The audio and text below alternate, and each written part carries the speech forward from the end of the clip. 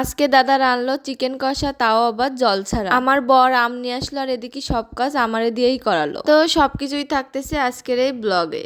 আজকে special chicken রান্না করবো আমরা, সম্পূর্ণ জল ছাড়া, খুলনার স্টাইলে।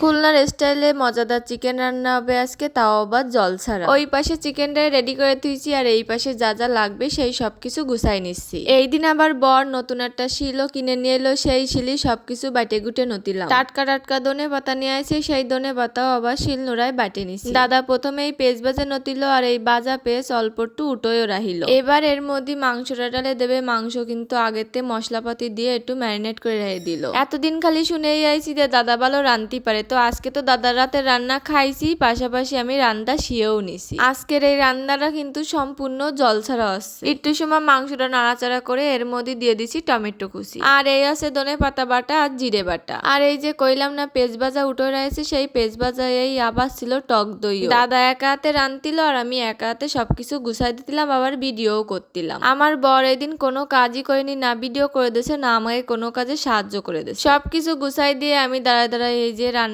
শিখতিলাম, দাদা কিরে কিরে রান্ধে তাই দেখতিলাম। আর আমরা এই চিকেন কষাটা রান্তিলাম কিন্তু দেশি মুরগি দিয়ে। এই যে এর মধ্যে এবারে ধনে বাটা দিয়ে দিল। আমি একটু দাঁড়াইছিলাম, তার দাঁড়াই থাকা যাবে না, এই যে আমানে দাঁড়াই দিছে, আউনে তারে আম কাটে দিতে। আমাকে রান্না প্রায় শেষের দিকে আসে, আউনে আমাকে এসে কছে কি দেই আমি একটা ভিডিও করে দিই তোমাকে। আমি আরো কতিলাম শেষ বেলা এসে তোমার আর ভিডিও করতে হবে না। তারপরেও এই যে আমারে আম কাটতি ধরাই দিয়ে সে আবার একটা সিনেমাটিক ভিডিও করে দিল। আমার বর যতই ভালো ফটোগ্রাফার হোক না কেন, ওর থেকে ভালো ফটোগ্রাফার কিন্তু আমি। এই যে আমাকে রান্না কিন্তু একদমই শেষ, আর ওই যে কইলাম না একটুখানি পেঁয়াজ ভাজে রেয়ে দিল দাদা। রান্না শেষ হওয়ার 5-6 মিনিট আগে এই ভাজা পেঁয়াজ আর কয়টা জাল দিয়ে দিল রান্নার মধ্যে। এই পেঁয়াজ ভাজা কিন্তু ব্রেস্তার মতো না, অল্প একটুখানি বাজেই রেয়ে দিল। আর এই যে পেঁয়াজ ভাজা টাজা দেওয়ার পরে কি সুন্দর একটা গন্ধ বেরোতিল, তা কি কাউ মনে তিল আহনেই একান করইতে উঠোই খাওয়া শুরু করে দিই। আর এই যে চলে আসলো শাহী পরোটা, শাহী পরোটার সাথে চিকেন কষা আর সাথে থাকবে সালাদ। দাদা এবার আমাকে প্লেটে বাক করতিল।